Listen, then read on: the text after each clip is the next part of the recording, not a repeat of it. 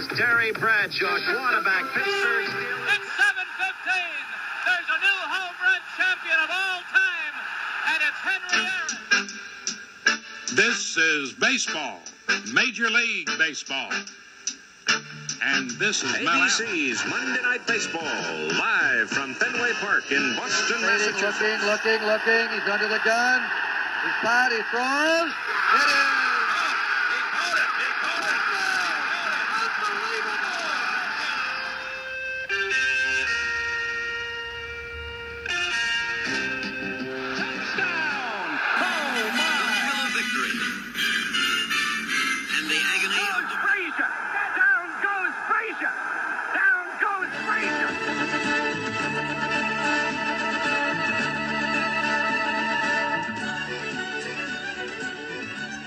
Well, hello, everybody, and welcome to another episode of the Past Our Prime podcast. One of my favorite days of the week when we get to record these things with the guests. Today we'll have Chuck Kaiton on, a NHL play-by-play announcer for almost 4 decades. He'll be joining us to talk about the cover guy on this week's issue of SI from the March 11th, 1974 Gordie Howe issue. So joining me as always, Mr. Mark Hoffman. Hi there. And Mr. Billy Mahoney. Right here. Ready to go. How's your guys' week's been? It's been we're just getting over a lot of weather issues here in SoCal in the winter. Mark, how's that been going for you? Pumping water out of my garage. You know, it's all flooding in there. At least it's not in the house. So happy for you had to throw favor. that in there, huh? Yeah. No, Thanks. Way to bring Thanks, it down. Mark. Yeah. Mine pales compared to yours. So. Yeah, I had a pipe freeze at the house back east, and let's just say my house and Noah's Ark have a lot in common, other than the animals. There are 2 animals living side by side there. Yeah. Always start off usually with the scorecard portion of the section, and my favorite thing in there this time was Bob Gibson. You guys see this? I love that one. That right? was my favorite. Yeah. Gibson of the Cards during spring training wasn't at his locker in St. Pete, so he left a sign that read, 1, knee feels bad. 2, weather doesn't matter. 3, arm doesn't feel too good yet. 4, none of your damn business. That's my favorite response. Yeah. Now, number 4 was in reference to the question that he thought would be, what about your recent divorce? So he was pretty right on to think that was none of their damn business. Not to mention, if I was the reporter, from what I understand about Bob Gibson, I would rather get the quotes this way than from him in person, because he was apparently one scary son of a gun. Yeah. I wouldn't have had the guts to ask him about his divorce. Right? You know, I'd barely have the guts to say, Look at it. In 1968, I don't think he was pulled from a game once. He had a 1 point, I think, 1.2 ERA there. 1.2 ERA. Wouldn't he yell at the managers if they came out? McCarver was like, I'm not going out there. Yeah. But how's your divorce? But Right. But he has a Ball great to the idea. head. If I'm a current ball player, because baseball players, people have to understand, 162 games, they play like 30 spring games. You know, they're interviewed like every day more than any athlete, so they get tired. You know, and it's understandable. So what they should just do is what Gibson did, but instead of writing on a card, have a tape recorder with you, sit by your locker, and then someone comes up, and depending on what the question you ask, you have 4 like tape recorders. You pick the one that goes, none of your damn business, or the arms are, and you just play that answer to them, and you don't have to say a word. There is a story, and it's one that happened to me in spring training many years ago. Mark Burley pitched for the White Sox. He comes up to the media people, early in the day, and he says, hey guys, I've got to get out of here after the game, so I'm not going to be able to do the interviews. I'm sorry. He goes, can we do them now? So we got in front of him, and Burley goes, count me down. Someone goes 1, 2, and he goes, you know, it's just a rough game out there. He goes, I wasn't fully prepared, but he goes, it's just spring training. My arm feels good. I'll be back out there in 5 days, and I'll work on a few other things. Then he stops, and he goes, I really did well out there. He goes, it was a good start. He goes, it's only spring training. You can't get too high. And he was done. He walked out, and we used it. It was great. So whether the only thing was if he got hurt, that would have been the issue. That would have been the issue. Yes, but he did. He was he was so great about it. He was one of the best. Such a great guy. Yeah. On the other spectrum of not necessarily the greatest guy, remember Eric Bedard? Oh, God, do that. That's a great one. Eric Bedard, post game, and getting post game in spring training is basically the definition of worthless. Yeah. But I think so we're all gathered around him, and someone he goes, "You got 3 questions." Bedard says this. "You got 3 questions," and the beat writer goes, "How come only 3?" "That's 1." Now we're down to 2. You got 1 left. Just 1. We're done. He was a stitch, wasn't he? But you have to understand, too, again, players, like I say, are interviewed all the time. I'm not going to mention this particular player, okay, but he's a Hall of Famer, okay?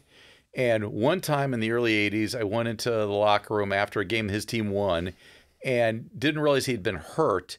And I went to say, "Hey, can I grab you when you're done with this newspaper writer?" And he turned to me and said, "Get the F away from me." And I'm like, what the? A couple years later, I go in the locker room after his team's lost, but it was an important game, and I wanted to ask him about what the other team had achieved. He spit out his toothpaste and did a wonderful interview with me. So you sometimes put yourself in their position, and you just, you don't know. And you have bad days, and someone comes up to you, and you're like, "Oh, get out of my face." And, thank God we have Mark here. He's a voice of reason in this thing. Get out of my face, okay? Yeah. I don't know. I hear what you're saying. Yeah, I do too. But it is part of the job. It's more part of the job now, even maybe than back then. You can say no, politely, or you know what? You can be like some guys like Garrett Anderson or something where they just put off such a body language that you're like, we're not getting him. Well, I'm a 9-timer on Garrett Anderson, man. Well, Chili Davis did not like to do interviews. You remember Chili Davis with the Angels? Yeah. He didn't like to do interviews, but once you got him going, he could actually be quite good. Oh, that happens often. Yeah, it does. You just have to get them, Yeah. What else? We've got the, I'll make this quick, I like our spring training stuff. According to Warren Wells, anglers spit into the mouth of their first catch, fishermen, for luck. But you must spit on the bait, not once, but 3 times. I've never been a fisherman, so I didn't know that you had to spit on fish or spit on bait just to make sure you catch them. So maybe I need to figure that out or start going fishing more. I like the one. I don't know. I'm not spitting in anything's mouth. Fish probably didn't appreciate it either. No, I wouldn't think. Well, it probably didn't care at that point. Hook in their mouth a little bit more. Well, I've got to mention this. I won't say the actress's name, but that's what she would do with her baby. She would chew the food up and then spit it into her little baby's mouth. What is she, a penguin? I don't know. I remember reading that thinking, dang, man. That's more information that I want to know. You'll find something good about her. Well, hey, feeding babies can be a tough thing, and sometimes you just get tired. Some days she doesn't feel like feeding it. I like the story about the West German, and that's another thing for people don't realize. There was a West Germany and East Germany for a long time before the wall came down. But Bernard Starley or Steider of West Germany. I called him Bernie. Yeah, Bernhard. Bernhard.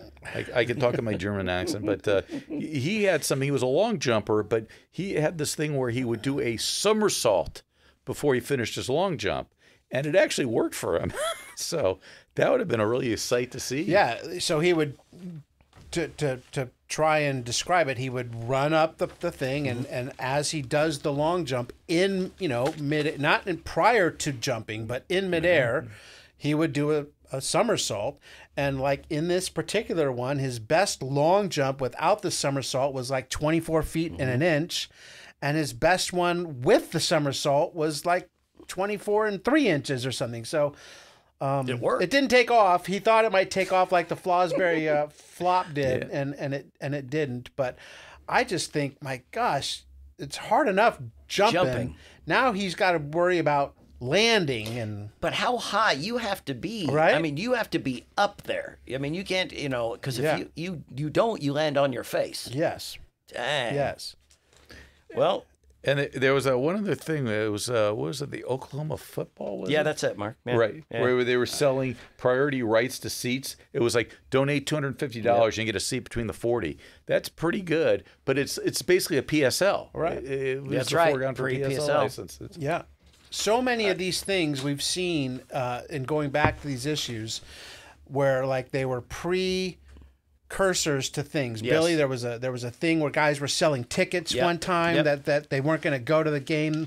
That's That right. was kind of like That's the right. precursor to StubHub. StubHub, yep. And then the PSL. Yep. And then like we were talking about last week or a couple weeks ago with load management. That's You right. know, so That's these right. ideas have all been out there. They're just now implemented a little better now. Someone jumped on that and realized there's a market for that. Because when Absolutely. we were young, we never thought about that. No. You just, But I do have one since this is a hockey issue. Yeah. WHA came up with their new team, the Indianapolis Racers. Mm-hmm. And who were the two famous guys that started their career with that team? Al Unser? Wayne Gretzky and Mark Messier. They started their career with the Racers. Gretzky. Yeah, with the Racers at 17. I've never heard of him. What did he do? I have no. We'll have to ask Chuck because I think he just faded And out. Messier? Messier? What? Yeah, he didn't do anything. Wow. Come on. No one. I mean, he surely didn't lead the Rangers to a cup. Not No. a chance. That wouldn't happen. I saw in the they said it, another thing from the WHA from Bobby Hull on Today's Athletes. Now get this is 50 years ago, so That's right. but so can only imagine now. But 50 years ago, he said, "Why should a guy with a $500,000 contract want to have blood dripping down his face or sweat or play with bruises? Hell, they won't even play with bruised feelings now." So That was 50 years. that was 50 Wow. years ago. Wow. Now I got to think Bobby wouldn't think too highly of today's professional athlete. No. And then another good one, Billy Martin. Did you see that one, Billy? Oh, that's great. Yeah. Yeah. What did he say? Oh, he said the secret to managing a club is keep the 5 guys that hate you away from the 5 guys that are undecided. I really wish we could have done spring training around Billy Martin. He just seems that's great. My dad told me a story. My dad was a wine salesman and was the greatest salesman of all time, and I didn't appreciate it. I wish I could go back in time and just follow him because he could sell ice to an Eskimo. And he tells the story. He's at the airport or whatever, and Billy Martin's at the airport with him. And Billy's waiting for his mom to fly in. And they're sitting there for a half hour, 40 minutes, just having a conversation like they're the best buds in the world. And I just wish I could have hung there and just turned the conversation. Because he was what they call a schmoozer, someone that could, that's how you sell too, could talk to people. Like you. Yeah. Yeah. Come on, Schmoozy. Hey, the cover story of this issue is as about a legendary as you get. I mean, he's known as Mr. Hockey, so he had quite an impact on the sport. We're talking about Gordie Howe, of course. Super Dad Skates Up a Storm is the article. It's the second season of the WHA, and Gordie Howe comes out of retirement. After he had a wrist injury or a thumb injury or something like that in 71 and retired after 25 seasons with the Red Wings. Yep. And comes back, and at age 46, he's playing in Houston and playing extremely well, alongside his sons Mark and Marty. Mark was 18, I think. He would win Rookie of the Year. Marty was 20. And led the team in penalty minutes and body checks. So a rough and tumbler. Gordie comes back to training camp. He's a little bit out of shape. He has to drop 12 pounds. He kind of gets off to a little bit of a slow start. But he likes playing in Houston. He says now after practice, it's not just hockey. I can go play golf because he's in Houston rather than Detroit.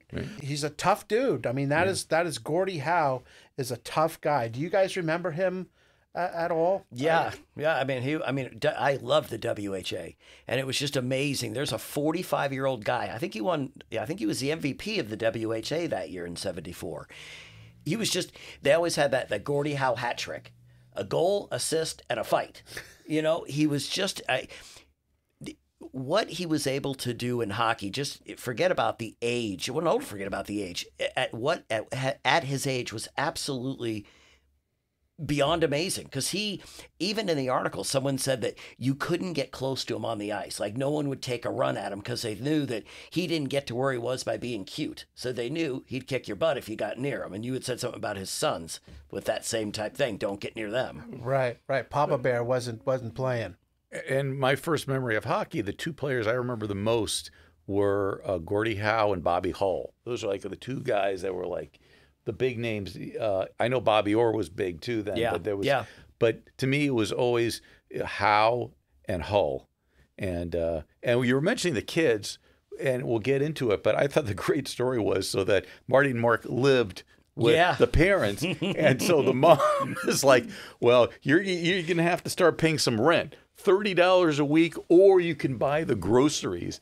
And the kids are like, groceries, buy groceries, huh? We'll pay you the $30. Right. They had no idea. No, no idea. Yeah, it was just. I love that. I mentioned Gordie got off to a slow start. Part of that was because he tripped over a teammate's skate and hit his head on the ice, and he had a concussion. And they all suggested that he wear a helmet, in which he said, "Helmets are the greatest thing in the world for kids, not me." So he was old school. He was rough and tougher. Right. But you know what? We mentioned that he was tough. He didn't like being called mean. He thought that there was an etiquette or a way to play the game. He didn't necessarily think it was mean or not mean. It was just the way that you did it. They beat Chicago in this issue 9-4, and then they fly. I don't know if it was from Chicago or Houston, but they fly to Edmonton and they play the next night. That's a long flight. He goes 25 seasons with the Red Wings, retires for 2 years, comes back, as you mentioned, Bill, wins the MVP in the WHA, wins 6 Hart trophies, MVPs. Then in the WHA, he wins another one. They call it the Gordie Howe. So just an unbelievable He started player. playing hockey in 1946. Think about it. In 1946, the NHL was more popular than the NBA. The NBA was a nothing league.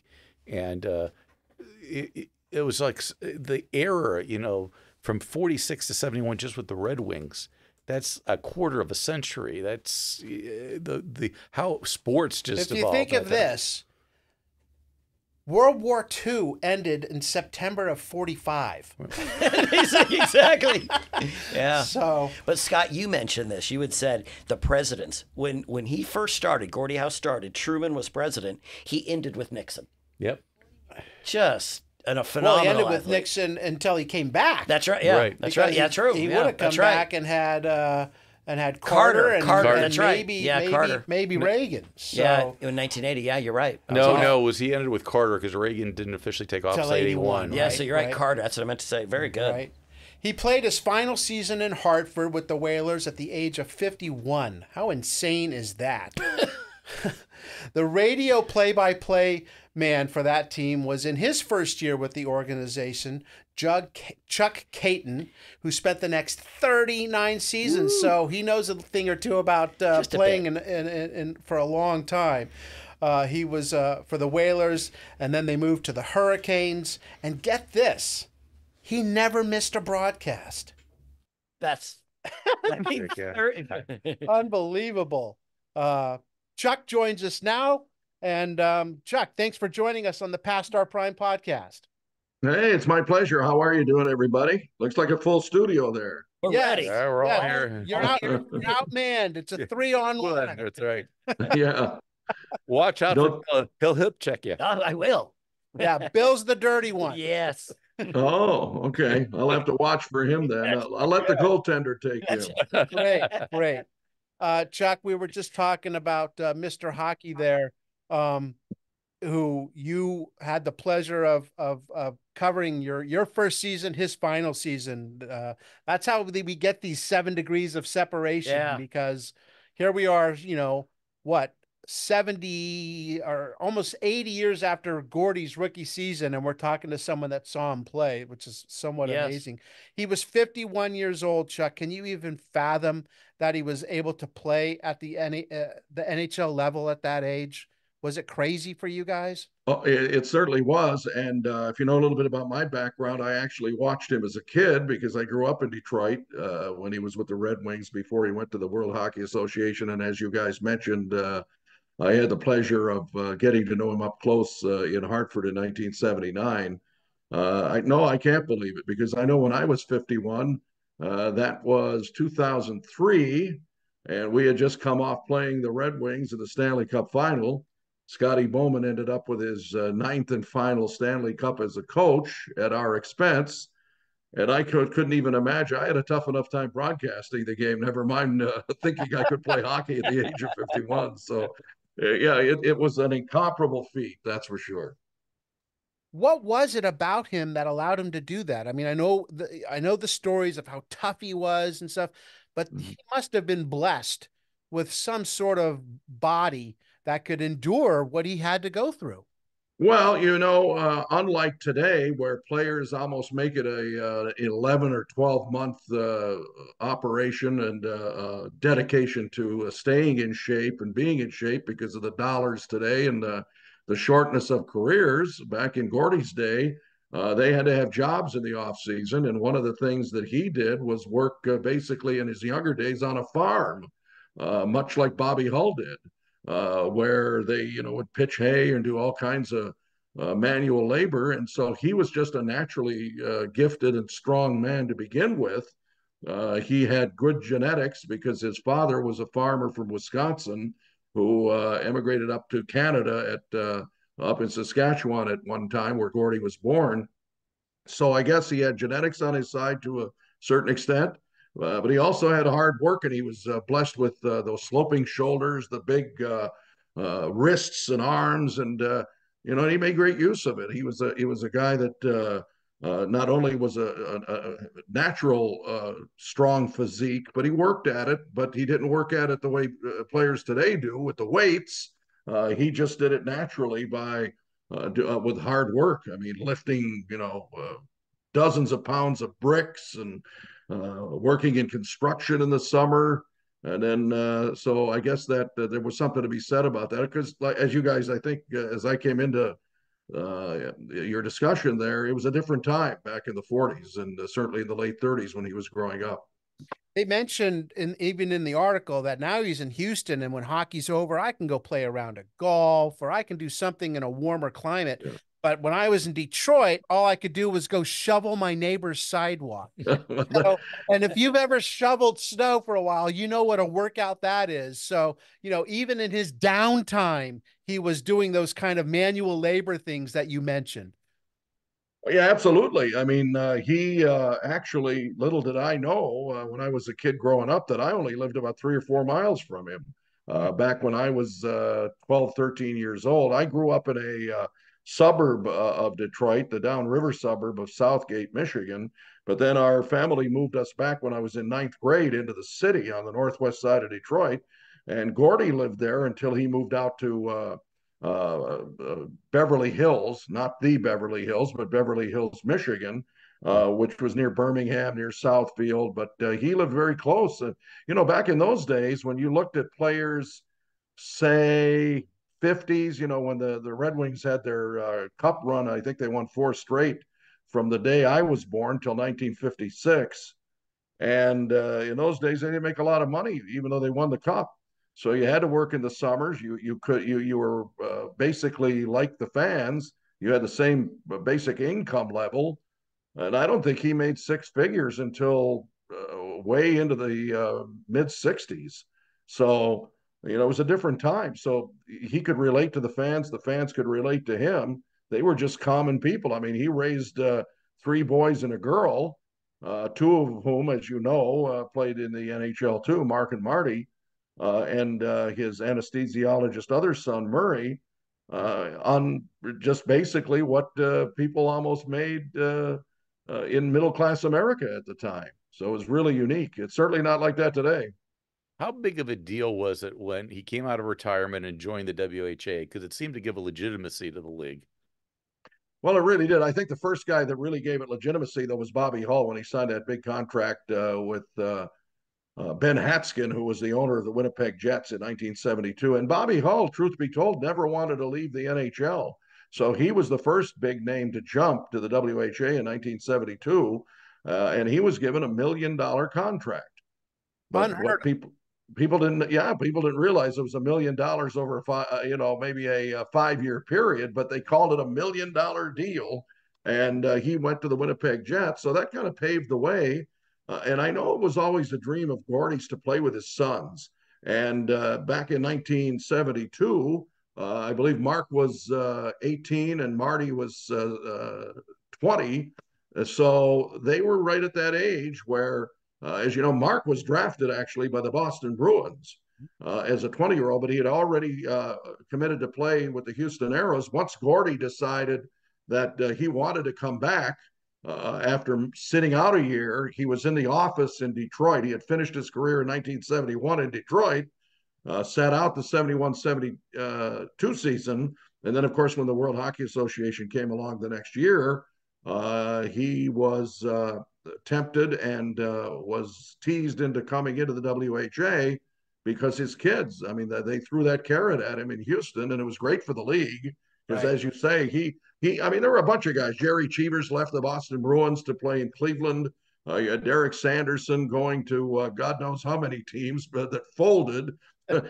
Philadelphia Blazers being one of them, New York Raiders being it. He could never really find a home of stability, at least with the ownership back in those days, like maybe Cheesy and Gordie and Bobby Hull did. But all of those guys jumping to the WHA, all of whom gave it instant credibility, as you say, but none greater than Gordie Howe, as you mentioned. You growing up in Detroit, I was just thinking this. You're a young guy. There's Gordie Howe doing everything he's doing with the Red Wings. Then you get to know him and you develop a friendship. Tell me about the friendship you developed with Gordie Howe. Very, very good question, and very, very lucky am I to have had that kind of relationship with him because right off the bat, I remember when I first got the job in Hartford, my boss at the time, the late Bill Barnes, was the marketing director. And when he called me, I was working at the University of Wisconsin doing hockey, and a legendary coach that everybody in hockey knows, Bob Johnson, the late Bob Johnson, was coaching there. It was a good friend of mine as well. But when I went to Hartford, I knew that it was a place where two of my idols were already playing. Gordie Howe, of course, being one, and Dave Keon of the Toronto Maple Leafs fame was the other. And when I first walked into the locker room, we were practicing on the east side of Hartford in a town called Bolton, Connecticut, at the Bolton Ice Palace. And if you've ever been to any dingy old hockey arena that looked anything but today's practice facilities for NHL teams, you would have said, boy, I can't believe an NHL team's practicing here. And I walk in the locker room and it was equally unimpressive. But there he was with the sloped shoulders. And I nervously went up to him for the first time to introduce myself as the new team broadcaster.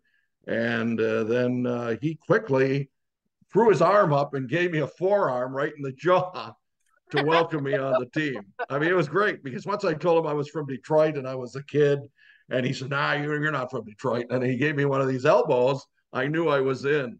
And it started a wonderful relationship because, as you guys mentioned, my first year was his last year playing.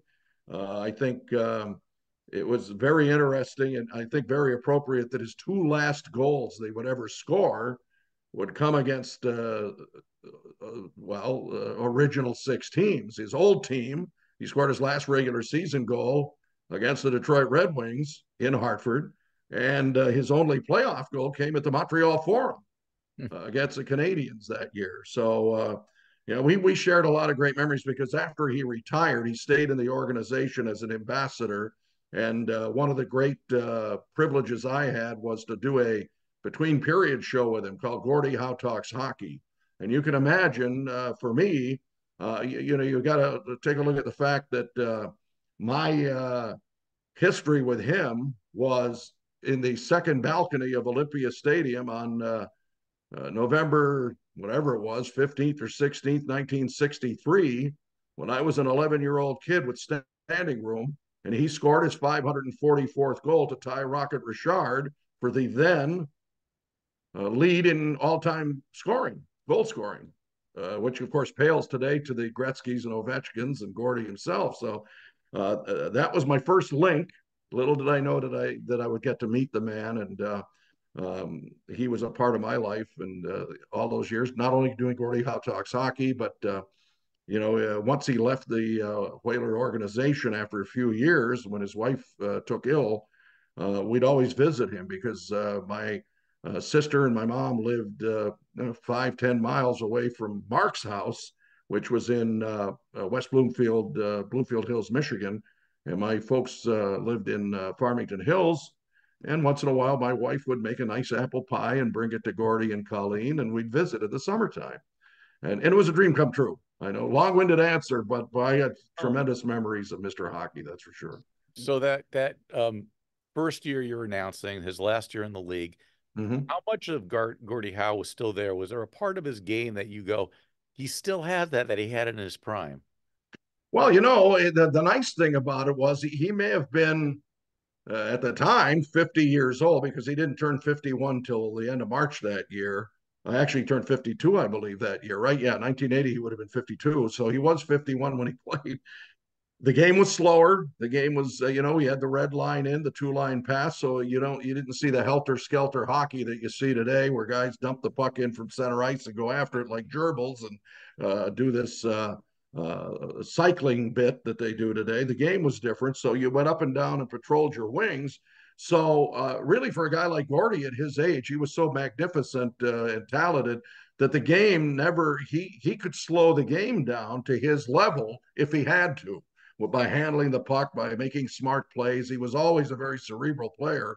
So in those days, it fit very well for his game. So he was at a time, even though he was 52 years old, incredible that he could play at the pace of most of the players. And of course, he got a lot of room on the ice too because of his reputation.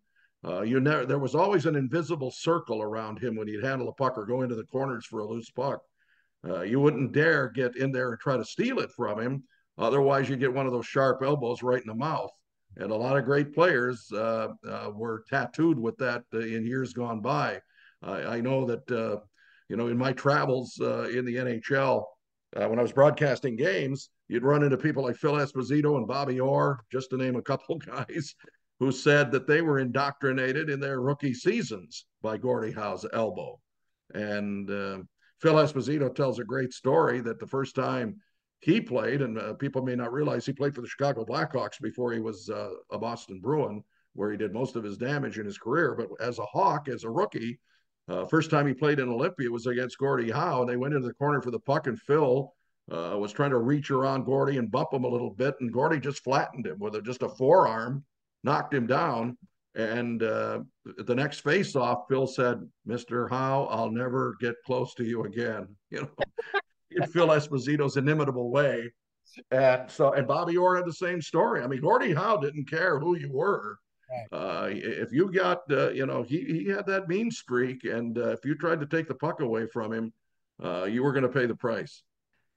We know how tough he was, as we talked about, off the ice, but just during the game, and you briefly mentioned there, how tough was he? I mean, as Bill mentioned earlier, there was the Gordie Howe hat trick, right? A goal, an assist, and a fight. I mean, he just played the game. Could his game translate to today's? Well, maybe not from a speed level, and certainly not from a physical level, because nobody played the game like Gordie physically. I mean, in that era, and you can ask any player that even had finesse and skills like a Bobby Orr, you still had to learn and defend yourself. You still had to fight in those days. So he came up with that in that 6-team mentality. You've got to realize that back then there were only basically 74 jobs. I mean, you didn't even have 20 skaters back then. You had 17 and 2 goalies, and sometimes you didn't even have the 2 goalies. You'd have your trainer be the backup goalie. There was only one goalie back in those days. And I'm talking the 40s and 50s and into the early 60s until rosters expanded. So guys took very seriously. They didn't get multi-year, multi-million-dollar contracts back then. So whether you were Gordie Howe or the 15th or 16th man on any roster in the original six, you coveted that job because you would lose it if you didn't play hard every night and play tough. And just that's the way it was. Today, it's a different game. Guys have guaranteed contracts. The game is a lot faster. There's a lot more fast-paced skill in the game today. That you had great passing and great playmaking then, but at a slower level back when Gordie played. But when you still went into the corners and you still wanted to fight for that puck, you had to be tough, and everybody did. And Gordie almost lost his life really in a fight with Lou Fontinato one year in the 50s of the New York Rangers, and almost never got to get to the heights that he ended up finishing at because of a head injury. He went into the boards hard, and there was a time where he almost lost his life in a game back in the 50s. But you had to be tough. It was just a different era. Do I think Gordie could have played today? I think that if he had the same, training regimen today, and if it was a young Gordie Howe, there's no reason why he couldn't, because I think he was a very underrated skater as well. People didn't think he skated that well, but he could get around. So I think, and the best testimony to that is his son Mark, who played in the 70s, 80s, and into the 90s, and he was just an effortless skater. And Gordie was the same way when he was that age. Did the WHA help make the NHL stronger? I mean, 3 teams obviously came over, but did that league actually make the NHL a better product? That's a good question. I'm not sure if it did or not, because you've got to remember that in the 7 years of the World Hockey Association, it was very good for the players at the time, because they had, as long as the World Hockey Association teams had the finances, they were able to make a lot more money. Players could jump to the WHA, but then there were a number of players who decided not to do that as well. I mean, you've got people like Bobby Orr, for example, who decided to stay with the Boston Bruins. And then, of course, unfortunately, had a number of knee injuries that kind of curtailed his career. Hard to believe he only played 10 years in the league and finished up in Chicago. So there were some players of name that didn't jump to the WHA for the money, but a lot of people, and when we're talking about the money, we're talking about an average salary back in 1972 of somewhere around, for the average player, now I'm talking $18,000 to $20,000 a year. So when they were offered a $30,000 or $40,000 contract to play in the WHA, there weren't that many Bobby Hull $1 million contracts floating around with the WHA teams. That was just an outlier, what Bobby got. And of course, with Gordie, of course, Colleen Howe, who was their agent, whatever she negotiated with the Houston Aeros, was, of course, a high-end thing too. But your average players to jump, I know a good friend of mine, Larry Plow, who played for the Montreal, he was in the Montreal Canadiens system prior to the World Hockey Association coming into existence, and he jumped to the New England Whalers for $30,000 a year. And he got and now all these guys jump for this kind of money. So it was a whole different time. I mean, they could double their money, but if you're doubling your money from 15,000 to 30, that's not exactly like going from 2 million to 4 million today. So it's a whole different ballgame. But did it help the NHL? No, I think it detracted for a lot of people, because you got to remember that in '72. See, the NHL had, again, 6 teams, and then it went to 12 in 1967, and then it went to 14 in 1970 when the Buffalo Sabres and the Vancouver Canucks came into the league. And then in '72, just before the World Hockey Association launched, you had 2 more teams come into the league, the New York Islanders and the Atlanta Flames. So you basically, people, I remember as a kid, thinking, boy, this league is getting watered down right now. We went from 6 teams to 14. I think what was the best thing for hockey ultimately was when the leagues merged in 1979. And I'm not just saying that because I got a job out of it, because who knows what would have happened. But when those 4 teams came in, Winnipeg, Quebec, Hartford, and Edmonton, they came in with pretty good credentials. And it was really nice that the league at least didn't let those 4 teams die, because they were the last of the viable teams after that 7-year run of the WHA. How much did Gordie love playing with his sons? He got to be on the ice with his two boys.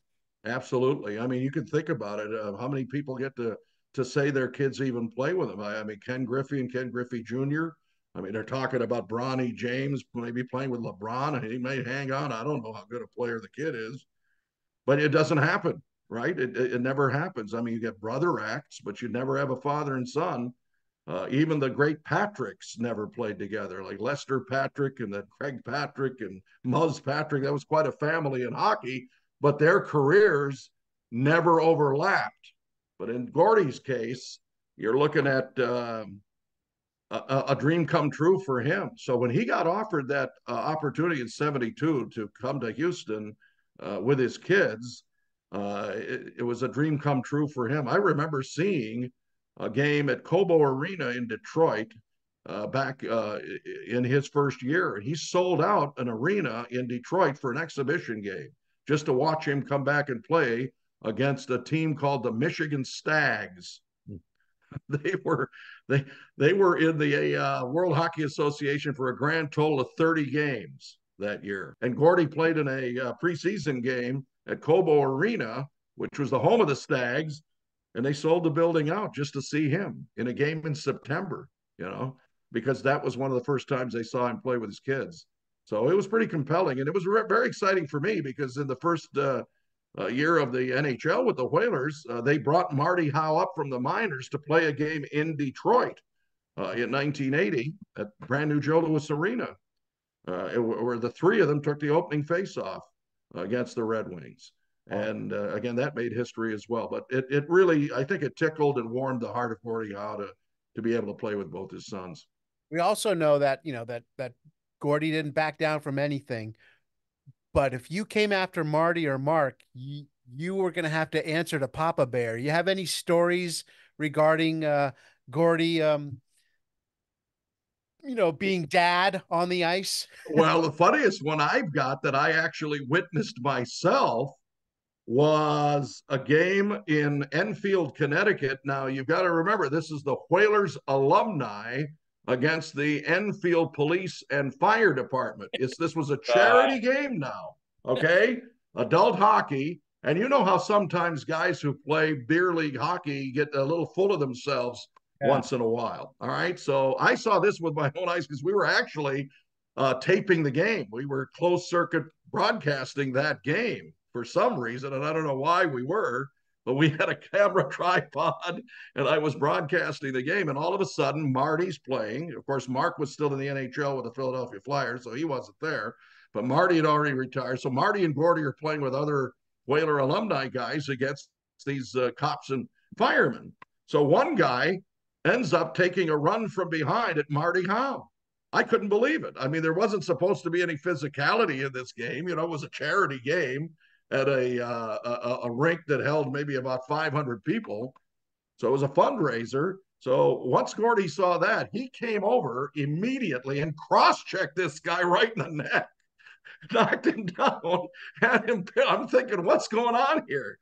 And so, yeah, Papa Bear got upset with that. And that was that exhibition game against the Enfield Police and Fire. So I just saw it myself. He was a very protective father on the ice, that's for sure. Now, I want to see, tell me if I'm wrong. Didn't at the end of the 79-80 season with Gordie, Bobby Hull came over as well? So did you not announce Hull and Howe on the same team near the end of that time? Absolutely. I mean, we had 3 Hall of Famers on that team. As I mentioned before, Dave Keon was on that team as well. And yeah, that's another funny one because Bobby at that time was released. He had stopped playing. The Winnipeg Jets kind of released him from his contract. So he ended up coming to our team, and Jack Kelly, our general manager, thought, and this wasn't a publicity stunt, he really thought that he could help us in a drive for the playoffs. I mean, why not? Bobby Hull at the time, let's see, this is 1980. He was 41 years old himself. So, but they signed him. I remember. Huh? Yeah, he was signed on Leap Day. It was February. I remember he was introduced to the crowd on February 29th that year. And all of a sudden, he dresses. He plays about 5-6 games. He actually scored a couple of goals, I think 3 or 4 goals on that season. I remember his one goal was in Buffalo. He wound up and took that inimitable slap shot of his and beat Don Edwards of the Sabres in a game in Buffalo. But then he had a little tragedy occur. He actually signed with the Whalers because he had a lady friend who lived in Cheshire, Connecticut, whom he was dating at the time. And then she ended up in a tragic auto accident. And it made him very distraught. He left the team before the playoffs, actually. So, yeah, you're right. From about February 29th till the first part of April or the third week in March, he was with us about 3 to 3.5 weeks before he ended up leaving the team. And then he tried to get signed by the New York Rangers after that. And I guess things didn't work out there, but that was the end of his career. But, yeah, it was a thrill to have Bobby, too. I've got a good Bobby Hull story, too. He actually needed a driver's license when he came to our team, and he didn't have one in Chicago. I don't know how he got around for all those years without a driver's license, but we didn't ask any questions. So our assistant general manager, the late Bob Crocker, took me, my wife, and 2 sons, who at the time were, let me think here, less than a year old and less than 2.5 years old. And we're walking up the stairs of the DMV office in Wethersfield, Connecticut, and Bobby Hull's with us because we all had to get our licenses renewed. I came from Wisconsin. I waited a little longer to get Connecticut plates, so that's why I was there. And so Bobby Hull was so gracious, he grabbed my youngest son at the time and carried him up for my wife up a couple of flights of stairs. And he might have had the golden touch because he became a hockey player after that, although he was a goalie. So, and Bobby got his license, and he was another terrific guy to be around. It's funny how these superstar players, guys, are the best people as well. So we do a segment here called 50-50, which is you get a 50-50 shot at answering a trivia question from 50 years ago. So we'll keep the WHA theme going here, okay? So right. Obviously, Gordie, with the Houston Aeros, they won a couple titles with the WHA. True or false, though, the Houston Aeros actually started as the Dayton Aeros in Ohio. And the arrows were spelled like a shooting arrow, not an A-R-O-S arrow. Well, gosh, I wish I would know I would be totally guessing, but I'll say it's true. It is true, but they never played a game. No. Here you go, where you're the Dayton Aeros. Well, on second thought, no, you're Houston, and we're going to spell the name differently. That's crazy. Yeah, no, see, I've never heard that story, but so I just took an not probably a non-educated guess, but just I flipped my coin and they came up heads, I guess. You do have one really. I was listening to an interview you did a bit ago. It was on Monty Hall. Oh, yes. Yeah. That story is an interesting one because that is the other Hall of Famer that we kind of glanced over and spoke of a little bit, Dave Keon. Well, as a rookie broadcaster, you have to do more than the games. And I remember I was ecstatic to get the job. So any job they threw on me was going to be something I would accept willingly and happily. And one of those jobs was to, in the days of commercial travel, I had to handle the boarding passes and the group plane ticket for all of our flights. So the first flight that we had was an exhibition game going down to Atlanta on a Delta flight. And I got all the boarding passes, and I was instructed that Dave Keon always likes a window seat. Gordie Howe likes an aisle seat. So those were the 2 guys you would take care of. And if everybody else had a middle, too bad. It didn't matter. Those were the 2 guys I always took care of for the most comfortable seats, if you could be comfortable on commercial flights back then with smoking and everything. So now we're in there. The first time I get to really talk to Dave Keon, because I told you that story about being in Bolton. I went around and talked to other players, but I didn't really talk to them very long. I just introduced myself. But with Gordie, I spent time that first day at practice. So I never really got a chance to talk to Dave Keon. So he was sitting down, and I was ready to give him his boarding pass. And he was sitting with Al Sims and Ricky Lee. And they were talking, and they were doing a trivia question thing back and forth to themselves. And I butted in, Mr. Keon, here's your window seat. And by the way, I've got a trivia question for you.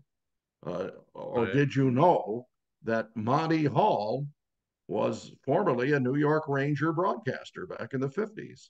Wow. He says, what are you talking about? I said, yeah, Marty Hall of Let's Make a Deal fame once did hockey for the New York Rangers with Bud Palmer and other guys that worked at that time in New York. No, he didn't. I said, well, here's your ticket. See you later. So later on in the road trip, we come back and he comes up to me and he says, you were right. He must have looked it up. I don't think he Googled it, but somehow he either went to the library or talked to somebody because it stuck with it. Because Dave Keon is an interesting guy. In fact, I just spoke with him about an hour and a half ago. He called me after coming back from the All-Star weekend. And it's amazing.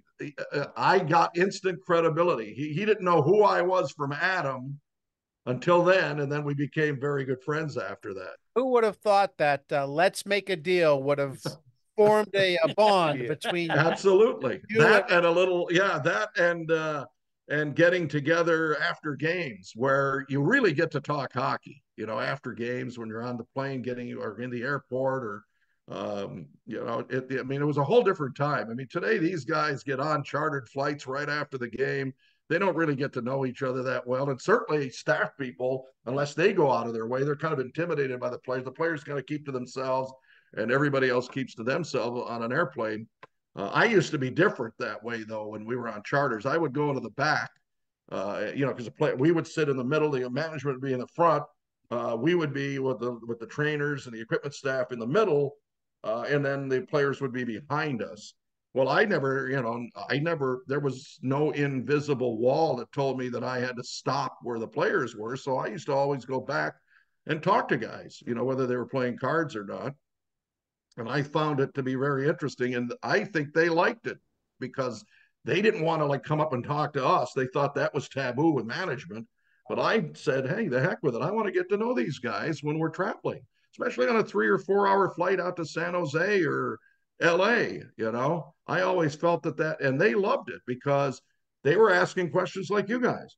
What was Gordie Howe like? What was this guy like? Because they knew their hockey history. And all that meant to me was that I was old.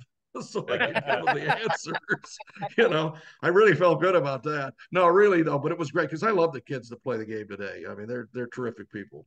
I think it always helps though that you get the names right. You've come up with Doc Emmerich. You have a pronunciation guide. How important was it to you to make sure that you get these names right? And I have to ask, how did you do it? Because they're going a zillion miles an hour and they're always a cough or something like that. How'd you do that? That? I don't know. I mean, I guess it's one of those things that I took a lot of pride in.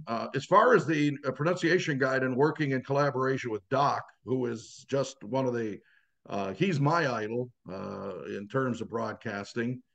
He and I had a wonderful relationship and still do for as many years as we've been together on the Broadcasters Association dais. So we took responsibility. We found that one of the pet peeves that both of us have, and if you have heard Doc Emmerich broadcast games, which I'm sure all of you have, he was a stickler for, great stories, number one. He was a wonderful storyteller. And he also was a stickler for facts and correct, everything being correct, whether it was a fact that he was imparting to the listeners or viewers, or whether it was something like even the pronunciation of a player's name. So he took that very seriously. So one year back in the late 80s, we went to the broadcast meetings because there used to be broadcast meetings in the summer where all the teams would get together at the draft to bring their PR people. And we did a proposal to the PR people and said, we'll do all the work. All you have to do is print this for us and give it to your broadcasters, because this is way before computers, way before the internet. So we had to give them hard copies of our pronunciation guide. And Doc put it together every year, and I helped him. And what we did was we solicited each broadcaster in each city to go to training camp. Don't guess at the guy's name. Go to the guy and ask him how he pronounces his name. But to answer your question on how it goes for me, I talk to the player, ask them, and sometimes it's in conflict with their own broadcaster. Case in point was Sergei Samsonov, who played for the Boston Bruins originally. They used to call him Samsonov all the time. And then when he joined our organization, I said, he had been with several teams. And I said, I asked you in the hallway of TD Garden back when you were a rookie how you pronounced your name, and you told me. Yet how come he says, I don't listen to these announcers and I don't care what they call me. Great kid.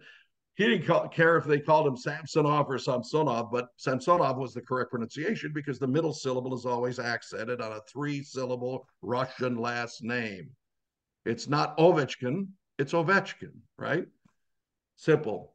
You go to 4 and 5 syllable names, then you got a different story. So very important to get the name right. So we've been talking with Chuck Kaiton, and you put an extra syllable in there. Yeah. Chuck, I love it. And we could talk to you all day long. It's been so fun. Thank you for coming on our show and talking about Mr. Hockey, Gordie Howe. I hope it was a nice trip down memory lane for you. So thank you, Chuck. Really appreciate it. Oh, I appreciate that so much, guys. And thank you for having me on. And if I can help you anytime in the future, I'd be happy to. It. This has been a thrill. And you're right. It was wonderful to recollect memories about my good friend, Mr. Hockey. Well, there you have it. And we didn't even get into this with him that, Gordie's Mr. Hockey, but Chuck is Mr. Broadcaster. Yeah. 39 years, never misses a broadcast. Yep. He's in the Hall of Fame now. I mean, he's right. It's impressive. Won a cup with the Hurricanes. Yep. So a wonderful career. And the one thing he didn't say, I don't mean to interrupt. Sorry. No, go ahead. That he was friends with Gordie Howe. He helped carry Howe's casket at the funeral. Yeah, he was. Yeah. He was. And think of that. They only passed each other ever so fleetingly. Yes. One season. Yes. His first of 39. Yes. Gordie Howe's last one of 20, however many years he played. You know what I mean? Yep. So the fact that they connected on that level really shows that it was truly, it wasn't like he broadcast his games for 10 years or something like that. So, but you can sniff out. Chuck's a good guy. Yeah. And Gordie Howe he could sense who was a user and who was a guy that's just a good guy, and it obviously showed in their friendship. And I also think hockey players are like the nicest athletes you'll ever interview. Of the four, right. there's hockey, and then you can argue the other three. Yeah. But the hockey players, by far. And I think part of the reason for that, he mentioned, is because if Bobby Hull and Gordie Howe are going to be approachable, then the rest of the team will follow in step. Exactly. That's exactly right. Yeah. Great. Hey, let's move on real quick. New Big E for a big new I. It was a story about the Bullets, who had just moved from Baltimore to the nation's capital. And the fans were kind of interested in the team. The team was good. Wes Unseld, Elvin Hayes, some good players. But really what they were coming to see was the new TV on the scoreboard. It was humongous and a first of its kind. Telscreen. What was it called? Telscreen. The Telscreen, right. So it's kind of just funny. I mean, I'm sure we take it for granted now. Every place has it. Yeah. But people would go to the games to watch the game on TV. To see a replay or slow-mo. Right. Yeah. Right. Though now people, like, their home screens are bigger than that back then. But at that time, it was groundbreaking. Yes. But in 74, you would have just been in awe. You would have just, your eyes would have been like, oh, my God, this is amazing. And that's why they went to the game. I was always fascinated with the Bullets franchise. So, they started off as the Chicago Packers and then became the Chicago Zephyrs. And then they moved to Baltimore and became the Bullets. And that almost became my favorite team. That almost became the team I rooted for because I liked the name and I liked Pearl Monroe. And then when they built this new stadium near D.C., they couldn't call themselves the Baltimore Bullets. So they were the Capitol Bullets after the Capitol Center for I did not know that. But that only lasted a year. Then the following year, they became the Washington Bullets and then eventually the Wizards. And one of their first coaches, you know who that was? What was Casey Jones. Oh, Casey Jones. Yeah. Yeah. And Wes Unseld to me was the first big Wes star. Unseld's awesome. I remember. Yeah. I remember Wes Unseld. There's a great quote in here because Wes was hurt. Yeah. And his wife said to him, "Gee, Wes, what a great career you've had." And he kind of was like, you used the past tense there, honey. So Wes's time wasn't quite done, but he was getting close to it. You know, Go ahead. Sorry, I just looked up a little bit about Elvin Hayes. We all know what he did against UCLA. At Houston. But when he got into NBA and his career sort of faded. But if you ask yourself, in 16 years, how many games do you think Elvin Hayes missed? 20. 9. Wow. Yeah. I mean, considering nowadays guys play 60 games. Yeah. I mean, just sort of had somewhat of a bad rap. But I just thought, man, the Big E was a good player. Well, he had a bad rap, even according to this article, because he came from the Rockets. Exactly. And the Rockets were horrible. He was their only good player. Yeah. And so what happens when you're on a really bad team and you're a great player, you take more of the blame than. And so they said that he was a ball hog. He was described as a ball hog, a rotten apple, a dumbbell, and a guaranteed loser.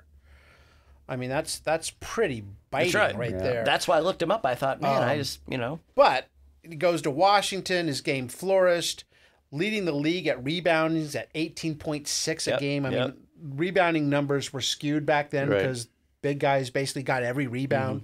But you're right. Big E was a great player. And a little child shall lead them. I love this one. This is a article in Sports Illustrated about the Superstars competition. Now, I think I can say with pretty much confidence, I mean, for me, that was must-see TV. I did not miss. Hand raised. It was on ABC on the weekend. You didn't miss that. Right? Cosell. This year, the winner was Kyle Rote Jr., a soccer player for the Dallas Tornadoes.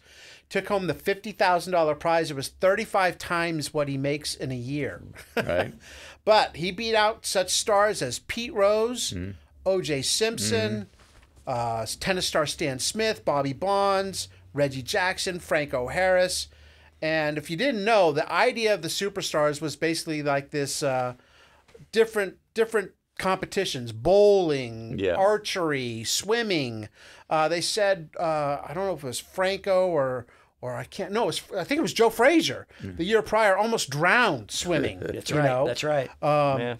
So anyway, Kyle Rote wins it. He won it in the bowling competition. He bowled a 214, and I thought of this, that the European version was a celebrity version, and that basically became Battle of the Network Stars. Exactly. Oh, wow, another one I didn't miss. Exactly. Yeah. Same thing, Billy. Wow. I said I also something I wouldn't miss as a kid, Now you'd have all these influencers and YouTubers and people on Hulu. I'd be like, I don't know who any of these people are. But I mean, looking at these pictures, Pete Rose is a great athlete. He looks so uncomfortable trying to hit the tennis ball. That's right. Yeah.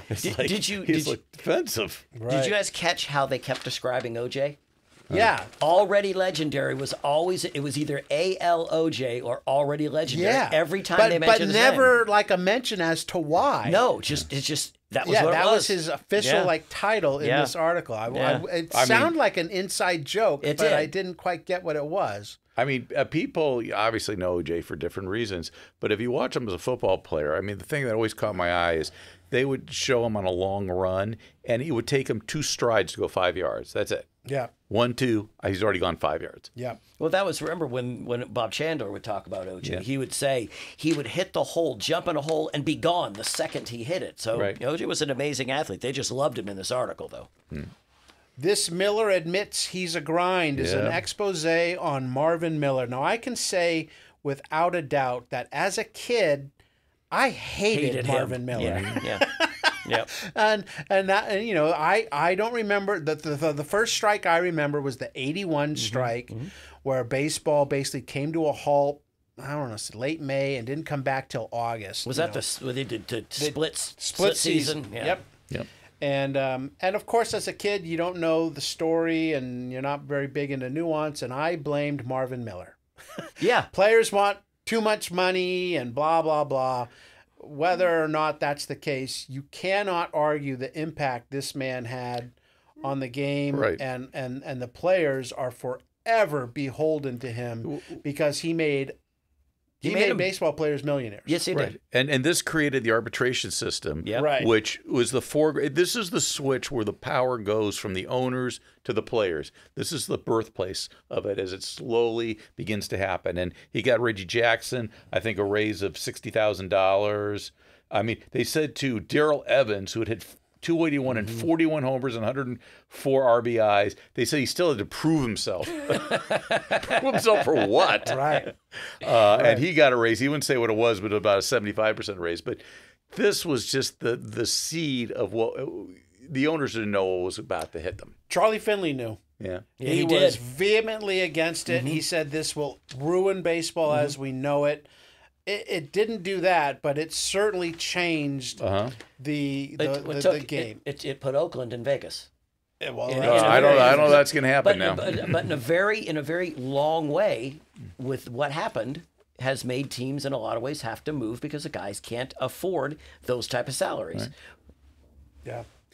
The year prior, Miller was holding a meeting with the Rangers and Astros players in the outfield, and Leo DeRocher was the manager of the Astros, ordered his players to get away from him, and then started hitting fungos in the direction of Miller. So management early on knew that that he was an enemy of management, but you cannot argue the impact that he had. And he's not in the Hall of Fame.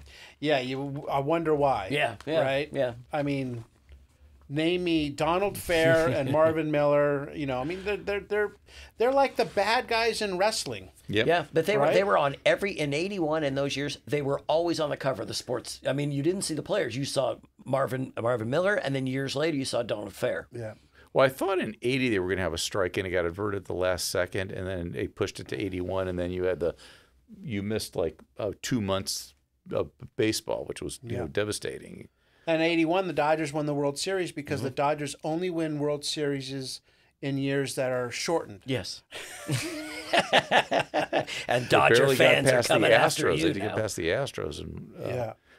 And, speaking of the Dodgers, the next one is Strong, Silent, Enduring, and it was an expose on then manager Walter Alston, who was famous for signing one-year contracts as the manager of the Dodgers.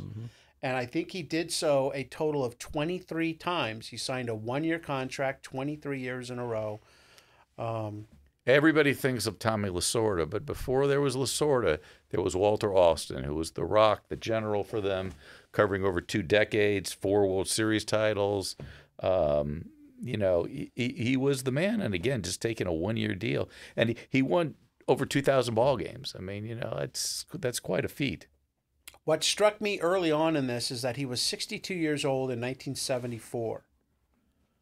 He's been dead for 40 years. I mean, I remember Walter Alston. I do too. And it's just hard to fathom that, you know, he would now be, you know, like 112 years old or something. He retired that, you know? after the 76 season. That's so right. what, was he 64 at the time? Yeah. Which is my age. I'm like, crap. Yeah. They called him a pebble thrower early on as a manager because he was not definitely one of his issues was he was not a great communicator.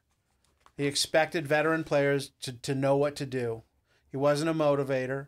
So he would stand on the top step of the dugout for the whole game, not say a word, and just throw pebbles. And some players mocked him for it, and other players, were cool with it. Hitting coach Dixie Walker says if he feels like a player isn't doing his best, he doesn't fine him, he doesn't cuss him out, he doesn't sit down and talk to him, he just won't play him anymore. That would not fly today. No. But when he was first hired, a New York sports writer said the Dodgers don't need a manager. That's why they got Alston. Yeah, right. So, you hear when he was first hired, he wasn't accepted. But by the end of his time with the Dodgers, he was a legend. I think he got the last laugh on that writer. Right. Yeah. Well, I mean, he won a World Series in 55, another one in 60, 59, 65, over 66. the White Sox. right? In fact, that 59 World Series, I have the program from that World Series. I need to bring it in one time, but it's so neat because it has this rendering of what Dodger Stadium is going to eventually look like before it was built. And they had everything right except they had a big waterfall behind home plate, which 59, they never did. that was your 21st birthday. That's No, I'm not that old. I turned 21. Come on. No, but the thing is, and you look at Alston, 23 years as a manager. Right now, the longest tenured manager in the National League, Dave Roberts, 9 years. Can you picture a guy going 23? And then if you even go longer, Connie Mack did 50 years. Right. And he wore a suit. He never wore a uniform. Right. I mean, we just basically had that. Belichick came close, right? Yeah. He was close. He might have been 23 with the Pats. Yeah. But in baseball, you're run out pretty quickly. I mean, Popovich is since he started how was he? in 96, 90, so he's like approaching 30 years. Yeah, it is. Yeah, it is. He's just, By the way, I wanted. Go ahead. I saw that ad. Yeah, I wanted to add one ad from the magazine. It's a Jim Beam ad, and it's great because the caption is "You can't improve on the original," and they show you a picture of Sean Connery, who was the original James Bond, and had been replaced. Well, originally he was replaced by George Lazenby for one movie. Then he came back for a movie, and then Roger Moore replaced him. But he's the original. So the ad saying, you got to get the original Jim Beam, just like Sean Connery. Good-looking dude, that Sean Connery. Yeah, shaken, not stirred. Yeah. Moving on to the people section, and I loved this one story about Digger Phelps, who was leaving Fordham. He was coach at Fordham. He was leaving to go to Notre Dame. He was recruiting a guy named Pete Crotty to come to Notre Dame, but Crotty was considering Fordham.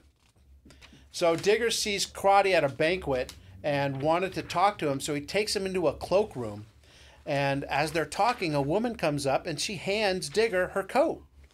And Digger keeps talking to Crotty, grabs the woman's coat, hangs it up. She gives him a quarter. He puts it in his pocket. He never breaks conversation with Crotty.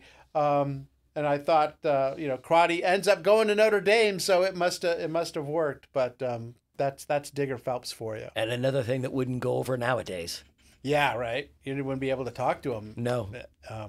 You guys got anything from the people? I just was the Wilt Chamberlain one. He had some days gone from the team that no one really knew about. And they said, with him being gone, did it change the team's morale? He said, yes. When I was gone, they won 2 games. When I came back, they lost. Yeah. Wilt's coaching career, I look back not at, the best. First of all, I'd forgotten that he did coach. And secondly, I mean, if you want to talk about, like Bob Ryan was saying a couple weeks back about how certain players I just could not probably teach. Yeah. Because Wilt was, 7'2". You couldn't teach what Wilt could do. He was just huge, so. Faces in the crowd, I got a Hoagie Simmons, who was a 5'7" senior guard at Texas A&I. He posted 52 points against East Texas State to set the school single-game basketball record. He averaged over 29 points a game. So this guy was 5'7", was one of the most exciting players around. They say maybe the greatest player ever to come out of Tucson. Right. Yeah. At high school. And at Texas A&I, the stadium sat about 5,000 people. Every game was a sellout because he was such a dynamic player. But he didn't get drafted by any NBA team or ABA team because he was 5'7". Yeah, they didn't want him for height. You said Texas A&I? Yep. Wasn't that Jim Hill School? Yeah, did that? I thought it was Texas A&I. It might be. Yeah, it might be. And then it switched to, it became. Could have crossed right. paths. No, the one I got is 15-year-old Mary Decker was elbowed. We all know who Mary Decker is. Right. She was elbowed in the 2000 medley by a Russian. So she threw her baton twice at the Russian and missed both times. She was disqualified for the Russian was disqualified for interference, and the Americans for bad sportsmanship. How would that go over today? Yeah, Mary Decker always had some bad luck. Yes, I just see her crying on the track in L.A. after getting tripped by Zola. But yeah, that's right. Yeah, that's right. Which you can't blame her. You work, how many years you slaved for that?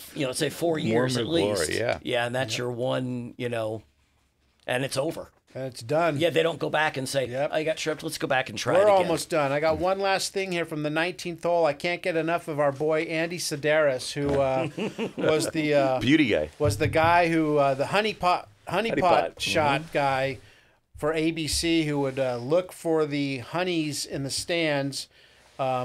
Infuriated quite a few readers last week, but here we found a couple of fans of Andy's work, Jim Erickson and Joe Cook. Right, as frustrated Stanford males, my roommate and I cannot fully identify with Andy Sedaris' opinion concerning Stanford women, which was not favorable to the ladies, the Cardinal ladies. We are sure Andy will get a lot of flack from our offended females, but the truth hurts, and he hit a nerve. And please don't send hairbrushes. You wouldn't try to overhaul an automobile engine with just a screwdriver. So we don't know. Two very popular guys Yes. with these Stanford women back in 1974. That's Jim Erickson and Joe Cook. Please go ahead and Google them. But it's like we don't know what Andy looked like. Andy might have been the ugliest guy in the world. They showed a picture of him in the one Yeah. one magazine when he was he was an older guy with grayish hair. Oh, is that thick hair. right? Yeah, Well, yeah. my whole thing is there's a famous Twilight Zone episode called Eye of the Beholder, Yeah. where this lady is trying to get a surgery because she's like really ugly. I and remember they're that trying one. And then at the very end, it's revealed that she's actually beautiful. Everybody else in this world is ugly, but in this world, having the deformity is a sign of beauty. So everything's Andy in the would eye. disagree. Yeah, He would. everything's in the He eye of the would, beholder. Yes. He would call that early Martian. It'd be going like, get the shot of the girl with the 3 eyes. That's the one we want. All right. Our thanks once again to Chuck Kaiton. You talk to these people, and they are just chock full of unbelievable stories and insights. And to think that we got to take a peek into Mr. Hockey today, who's been gone for quite a while, but what an impact he had on the National Hockey League. So thank you, Chuck. Next week, we will begin our talk about one of the all-time greats, Babe Ruth. He's on the cover of SI. We got some special guests coming up in regards to him. For Bill, thank you for coming as always. Excellent, great day. How And fun. Mark? It's a pleasure to be here as always. Yeah. They're both dressed like it's 20 degrees outside. It is. For us, this is 20 degrees. Those are clouds out there. You're in shorts. Hey, everybody. Thanks for listening. We'll see you next week on the Past Our Prime podcast. See ya.